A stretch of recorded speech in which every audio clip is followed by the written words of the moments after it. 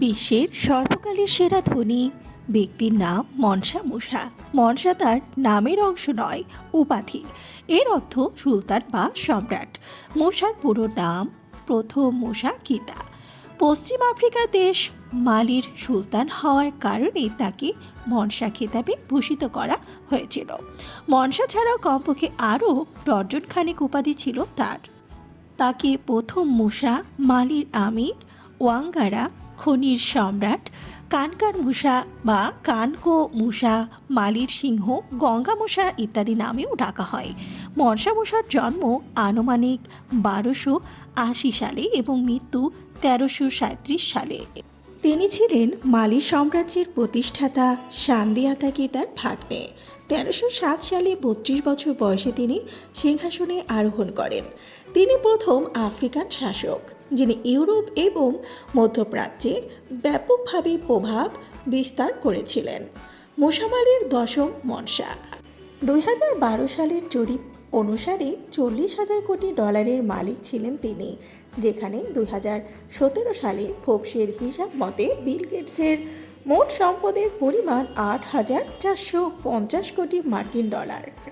শুধু সম্পদই নয়, বিশাল একটা সেনাবাহিনীও ছিল তার, যাকে আজকের দিনে বলা যায় সুপার পাওয়ার আর্মি। তার সেনাবাহিনীতে সদস্য ছিল 2 লক্ষের অধিক। তার মধ্যে 40,000ই ছিল তীরন্দাজ। তখনকার দিনে এত সংখ্যক সেনাবাহিনী ছিল যা কল্পনাই করা যায় না। ক্ষমতায় আরোহণের পর আফ্রিকার 24টি বড় বড় শহর তিনি জয় করে ফেলেছিলেন। মুসা ছিলেন একাধারে দক্ষ শাসনকর্তা, ধর্মপ্রচারক, শিক্ষা ও বিজ্ঞান অনুরাগী এবং অত্যন্ত দানশীল ব্যক্তি। ইউরোপকে তিনি এতটা প্রভাবিত করেছিলেন যে তাদের আঁকা আফ্রিকার মানচিত্রে মুসার ছবি ব্যবহার করা হতো। মুসাই মক্কায় হজ করতে যাওয়ার একটা ঘটনা আফ্রিকা এবং মধ্যপ্রাচ্যের ইতিহাসে খুবই আলোচিত। মালির এই শাসক মনে করতেন ইসলামী প্রবেশ মানে হচ্ছে একটা সভ্য সাংস্কৃতিক দুনিয়ায় পদার্পণ। নিজের সাম্রাজ্যের মধ্যে ধর্ম প্রসারের কাজেই বেশিরভাগ সময় তিনি ব্যস্ত থাকতেন। 1324 থেকে 25 সালের মধ্যে হজ করতে গিয়েছিলেন তিনি। ওই সময় তার সাথে ছিল 60,000 মানুষ। এদের মধ্যে 12,000 ছিল সেবক। এসব সেবকের প্রত্যেকের সাথে ছিল একটা করে সোনার বার। এছাড়াও 80 থেকে 100টি উট ছিল বহর, যেগুলো প্রত্যেকটি প্রায় 140 কেজি করে স্বর্ণ বহন করছিল। যাত্রাপথে কয়েকশো কোটি টাকা মূল্যের সোনা বিতরণ করেছিলেন তিনি। এত বেশি স্বর্ণ বিতরণ করেছিলেন যে পরের কয়েকটা বছর কায়রো, মক্কা এবং মদিনায় স্বর্ণের দাম একেবারেই নেমে গিয়েছিল। এতে অবশ্য শহরগুলোর অর্থনীতিও ক্ষতিগ্রস্ত হয়েছিল আর সেখানে বেড়ে গিয়েছিল মুদ্রাস্ফীতি। তখন মুসার এই হজ যাত্রায় সঙ্গী ছিলেন তার প্রথম স্ত্রী। এছাড়া নিযুক্ত ছিলেন আরও 500 সেবিকা। কাফেলায় বেশ কয়েকজন শিক্ষক, চিকিৎসক, সরকারি কর্মকর্তা এবং সঙ্গীত শিল্পীও ছিলেন। কথিত আছে যে প্রতি জুমাবারে একটি করে মসজিদ তিনি নির্মাণ করতেন। মক্কায় হজ পালনের পর আরব বিশ্বের একটা বড় অংশ ঘুরে বেড়াতে থাকতেন এই পশ্চিম আফ্রিকান শাসক। তখন মক্কাবাসীর জ্ঞান বিজ্ঞান চর্চা দেখে আবির্ভূত হয়ে পড়েন তিনি। ফেরার সময় সেখানে থেকে বহু উট বোঝাই করে চিকিৎসা, জ্যোতির্বিদ্যা, দর্শন, ইতিহাস, গণিত, ভূগোল এবং আইন বিষয়ে প্রচুর বই নিয়ে এসেছিলেন। এছাড়া মক্কার সবথেকে মেধাবী এবং সেরা গণিতবিদ, চিকিৎসক, বিজ্ঞানী ও স্থাপত্যবিদদের আমন্ত্রণ করে তিনি নিয়ে আসেন। ইসলামী শিক্ষাভিত্তিক অনেকগুলো শিক্ষা প্রতিষ্ঠান গড়ে তুলেছিলেন এবং নিজের সাম্রাজ্য থেকে উত্তর আফ্রিকার ইসলামী বিশ্ববিদ্যালয়গুলোতে অনেক শিক্ষার্থী প্রেরণ করেছিলেন।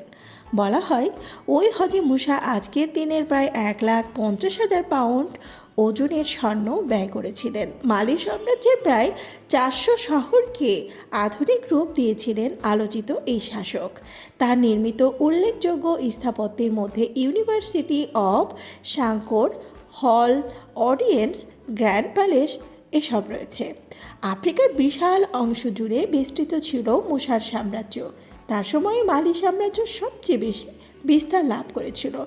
ইতিহাসবিদদের মতে তার সাম্রাজ্যের আয়তন ছিল প্রায় 12,94,994 বর্গ কিলোমিটার। বর্তমান সময়ের Mali, Ivory Coast, Mauritania, Senegal, Niger, Gambia, Guinea Bissau, Ghana ইত্যাদি দেশগুলো তখন মালি সাম্রাজ্যের অধীনেই ছিল।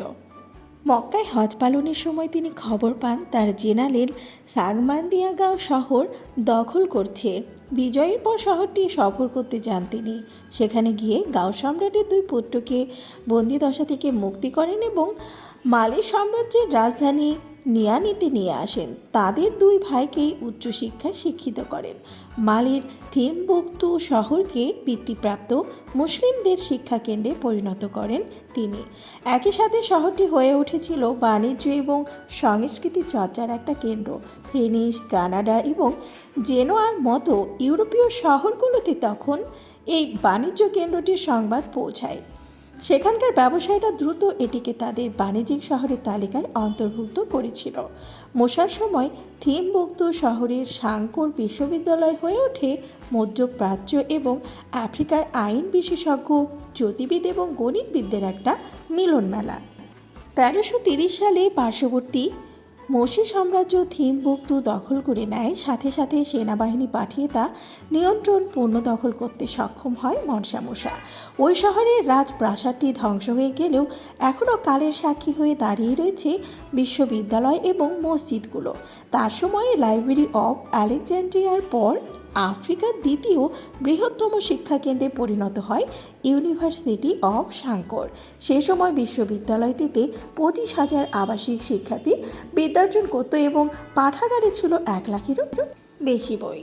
টানা 25 বছর মালি শাসন করে 1332 সালে মৃত্যুবরণ করেন বিশ্বের সর্বকালের সবচেয়ে ধনী এই ব্যক্তি। তবে মৃত্যুর সঠিক কোনো কারণ এখনও উদ্ধার করতে পারেননি ইতিহাসবিদরা। মৃত্যুর সাল নিয়েও রয়েছে অনেক বিতর্ক। ইতিহাসবিদ ইবনে খালদুনের মতে কমপক্ষে 1337 সাল পর্যন্ত তিনি বেঁচে ছিলেন। ওই বছরই আলজেরিয়া বিজয়ে সেনাবাহিনী পাঠিয়েছিলেন মুসা। তিনি মারা যাওয়ার পর তার সন্তানেরাই পরে সাম্রাজ্য পরিচালনা করেছেন। তবে এত বড় সাম্রাজ্য তারা ধরে রাখতে পারেনি।